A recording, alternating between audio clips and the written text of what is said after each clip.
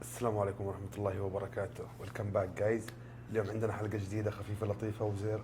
سمر اقول لك حاجه. قول لي. لا على طول نخش الموضوع، ايش تفضل. رايك نلغي التحدي؟ لانه شوف انا في الحلقه الاول فايز، طيب واضح من الحين وروتين انه حافظ عليك في الحلقه الثانيه. بس مروان، الحلقة الأولى اعتبرها هدية صدقة جارية. أما الحلقة هذه واللي بعدها واللي بعدها انسى. هنا مع المايك في الجيب بإذن الله. يعني نبدا التحدي. نبدأ تحدي سمير اليوم مستوى نشا، مستوى ثاني مختلف، مستوى رابع راح يجيك. تقبل نبدأ بس وحط التحدي اللي في راسك ونسويه.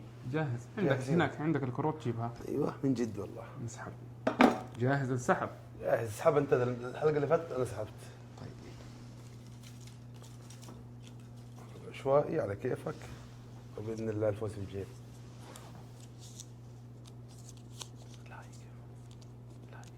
اكل الجزاني. المفروض ان انا وانت جوازنا، خلاص يعني تختار اكله وانا اختار اكله. حاول تفكر من دحين حتى نروح بندا نشوف الاكل المناسب. ان شاء الله. سمير اخترت ايش حتسوي؟ لا صراحة حتى أنا لسه باقي، بس حروح بندا عندنا 50 ريال كل واحد، ما يتعداهاش، وأقل واحد تكلفة طيب نخلي التايم كم؟ ربع ساعة في البندا. يا شو نقدر نحدد؟ كثير طبعا ربع ساعة، يعني عندنا ربع ساعة نفكر فيها إيش اللي نختار، بعدين نروح نشتري أغراض.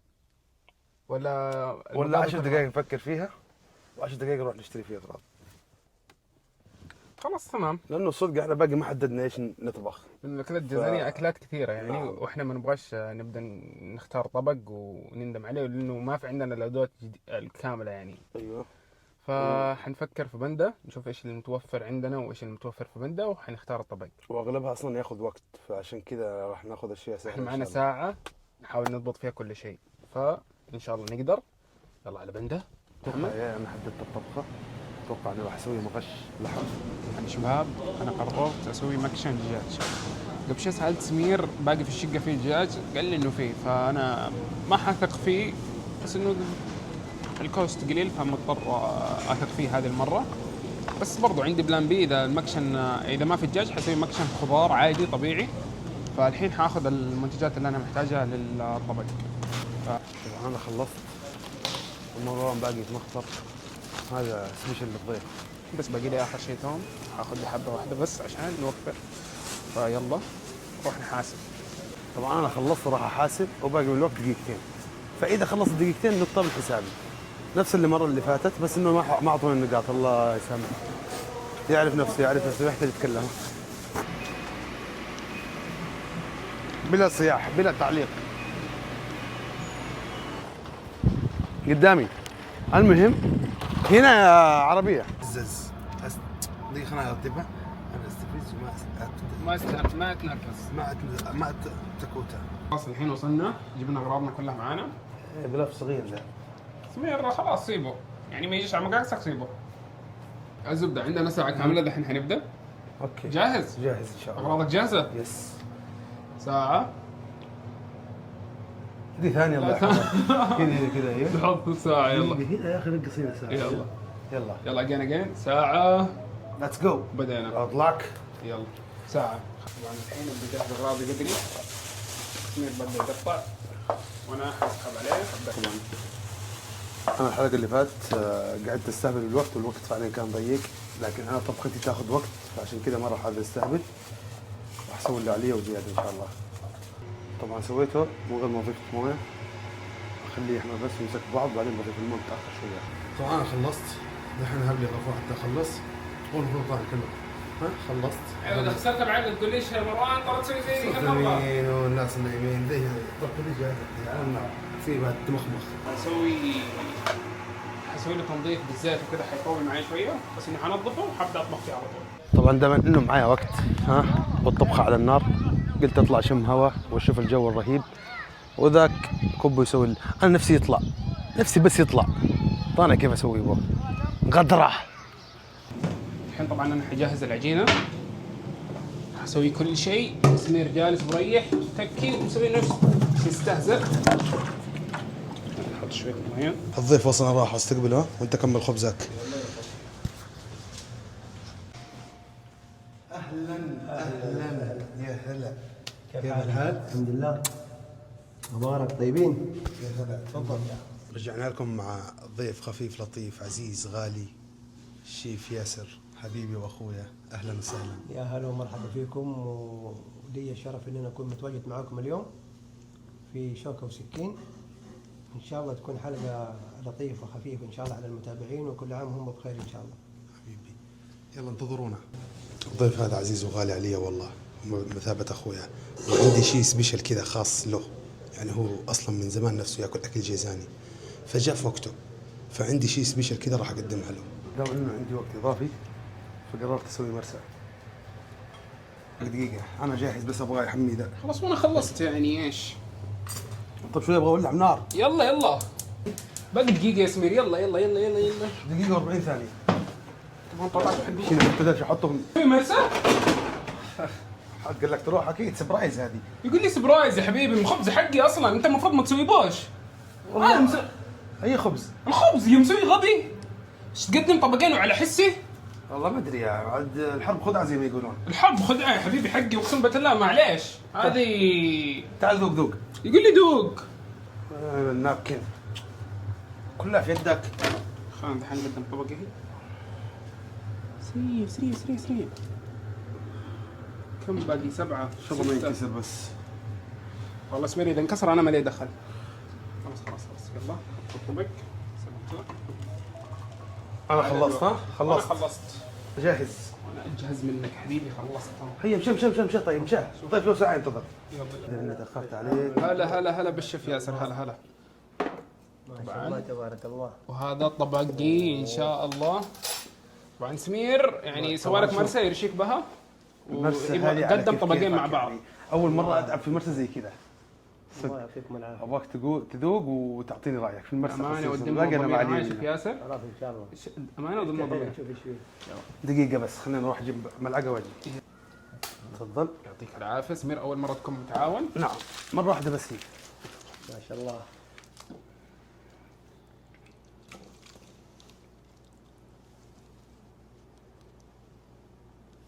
هذا شو اسمه؟ هذا اسمه مغش. مغش لحم. بالخضار. ايوه مغش لحم وخضار. وهنا عندك مكشن دجاج، وسمير مسوي لك مرسى خصيصا لك. ما شاء الله. فتقدر برا تذوق. التقييم هذه. يعني هي مع التقييم. مع التقييم هذا. لانه سمير استغل الوقت وسوى مرسى، سوى طبقين مع بعض. بسم الله نجرب الحين. تبدا تجرب. جرب. هذا تاكل معاه الخبز ولا في شيء؟ هذا خبز إيه، تاكل تاكل مع مع الخبز. هذا وهذا عادي. هذا شو اسمه ده؟ ايوه هذا خبز ميفا، بس احنا سويناه بطريقه يعني انها تناسب البيت. ما شاء الله. بعدين لك الحار صراحه. تأخرنا احنا نطبخ. بكله بين اول شيء. اوكي بالعافية. والله حار هذا ما يتاكل الحين. تصبر عليه حتى يبرد. على فكره يا شيف، هذا الخبز يتقيم مع هذا الطبق. طيب وهذا معيش؟ الخبز يتقيم لحاله مع هذا الطبق، وهو سوى لك المرسى مع اللحم، يعني اللحم مع المرسى. طب هذا تاكل لك يعني بالشوكة؟ هذا يتاكل بشوكه، تبغى تاكله بشوكه؟ خلصت الطبق خلوه. اوكي بس انه يعني هذا يعني الطبق ده حرام تعب عليه على الفاضي. لا تعبت عليه الصدق. والله غاش اللي ماخذ من الدقيقه اللي انا مسويه يقول لي. استغلال الوضع ها؟ ايوه استغلال. بسم الله وكل. هذا انا ما اطيق منه شيء. بحراره. حرارة هذا أكيد. حار والله. مم. بسم الله.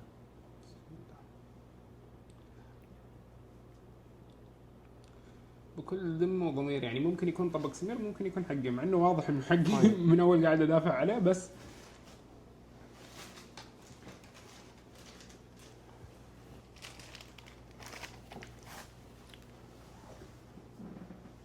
لازم لقمه ثانيه. دوق لقمه ثانيه.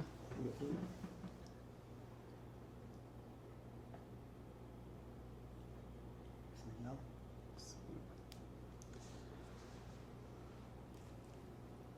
لجنة التحكيم بكل دم وضمير تعطيك النقاط كلها، وانت حتعطينا النقطة النهائية راحة المين. فتقدر تذوق المرسى، لانه سمير مسوي لك مرسى. ندوق هذا اول شيء. دوق اللي راحتك وراحتك يعني. في سكين وشوكة وفي. لا خلينا ندوق. يعني طبعا واضح انه الخبز. عجبك الخبز، تقدر تقيم الخبز مع هذا. دام انه حار يعني. مرسى قد ما يحتاج.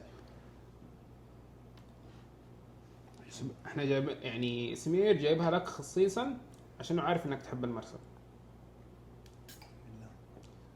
ف طبعا انا قد سويت لك المرسى كثير يا شيف.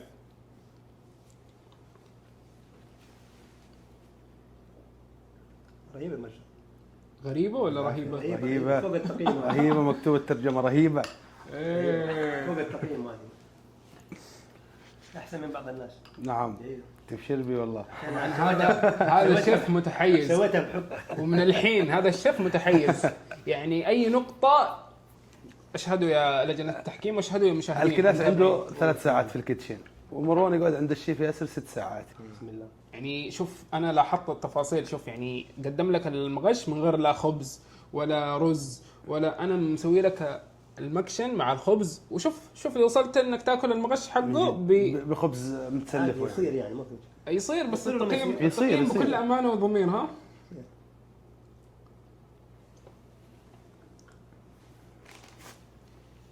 طبعا احنا حنسيبك تذوق براحتك وتفكر وتاخذ القرار مع المخرج وتعطينا النتيجه النهائيه. فعندك دقيقتين تقدر تختار فيهم اي طبق افضل. اجيب لك مشروب. قول يعني رشوات اكثر من كذا ما عاد نبغاه. دحين اجيب لك احلى عصير كذا شو جوزي.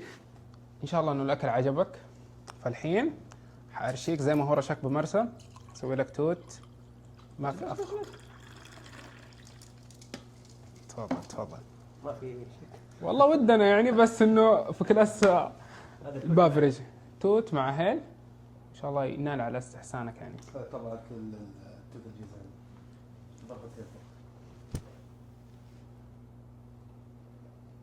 رهيبة. الحين اعطينا رايك في الاطباق اللي دقتها. كل شيء يعطيكم العافية. الله يعافيك. شكرا على المجهود اللي سويته صراحة. الله يعافيك. صراحة الاكل كله صراحة حلو. اوكي بس في طبق يتفوق عن طبق. حلو. في طبقين تقدمت مع بعض، المرسى والمغش تقدم مع بعض، والمكشن الدجاج تقدم لحاله مع الخبز. يعني لا تنسى انه المغش المغش من غير خبز. نعم مغش من غير خبز. يعني الصحن حقي تقدم متكامل. نعم.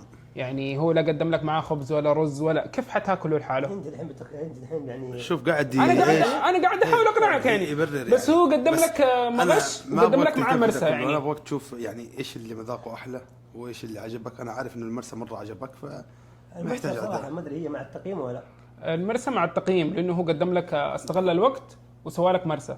بس انه ايش تقدر تقيم العصير مع العصير ومكشن الدجاج. انا صراحة اخترت يعني في هنا ملاحظات وفي هنا ملاحظات. حلو. بس في طبق يتفوق عن طبق كطعم. يعطيكم العافية. صراحة المنافسة كانت جدا قوية. وانا ما راح اكون متحيز لا مع مروان ولا مع سمير. راح اتكلم بكل صراحة انه هنا في اشياء ايجابية وفي اشياء سلبية. فنشوف التقييم دحين ونحدد وان شاء الله نحدد الفائز. ما احتاج انتظر معهم عشان خلاص عرفت ان انا فايز. فتفضل. عندك كلام انا ما عندي كلام. حقيقة أنا اليوم حأثق فيك يا شيف وحأثق في عدلك، وإن شاء الله إنك تقيم بكل عدل وأمانة. تتحكم الحين تعطينا انا عندي رقم واحد المرشة صراحة كانت ممتازة. حلو. اللحم في طعم قرنفل زيادة، واللحم كان يبغى له شوي عشان يستوي أكثر. حلو. المغش حسيت إنه ملح ناقص شوية. حلو. المكشن السمك. أيوة. والخبزة الخبزة حلو. أحس إنها مو مرة مستوية. تفضل. أوكي. صراحة. ففي النهاية يعني الفائز بكل أمانة بكل صراحة مروان. سمير للمرة الثانية يا سمير. صراحة أنا فزت اليوم. بس المرشة تفوز على أي شيء صراحة. أنا أتكلم يعني كطعم. أيوه. الدجاج والصديق. حلو. صراحة رهيب. اليوم أثبتت لي وأثبتت للمشاهدين عكس توقعاتي، وللمرة الثانية أنا أفوز على سمير، وهذه النقطة الثانية. فيا سمير ده الحين قدام الشيف، انت مستعد تنافسني لنهايه البرنامج ولا عن لا يا نفسي سمير؟ عن نفسي انا امشي على مثل اللي يقول قدم الغشيم والحقه. باقي ورانا 13 حلقه. 13 حلقه مين؟ باقي 10 حلقات بس يا باقي سمير. 10 حلقات وجايبه يا جماعه. يعني الطبق حق سمير جدا ممتاز. ايوه انا عارف ممتاز. ايوه بس انه انا بس انا عجبني نكهه الصديق صراحه، ان انا احب السمين في اشياء سبحان الله يعني. حلو، فعشان كذا احنا جايبينك لانك حتفهم في هذا الاذواق طعم وكذا. او طعم تكشينه حلوه. يعطيك العافيه يا شيف ياسر. سمير خلاص انا اعطيتك اللي عندي، والف مبروك تستاهل يا مروان والله ذي المره. وللمره الثانيه 2 مقابل 0. تستاهل. نشوفكم في الحلقه الجايه. لا تنسون حتستمتعون اللايك. معنا. لا تنسون اللايك. هو يعني خسران تقدر تقول لهم لا تنسون اللايك لا ولا تنسوا زعلان. اللايك ويعني ادعمونا عشان ايش تحفز يا. وحابين نشكر الشيف ياسر. الشيف ياسر ان شاء الله حتلاقون حسابه تحت في الديسكربشن، يعني حنمنشنه ان شاء الله. باذن الله. افضل شيف في الاكاديميه. وشكرا لقدومك اليوم معنا. يعطيك العافيه، مع السلامه. باي.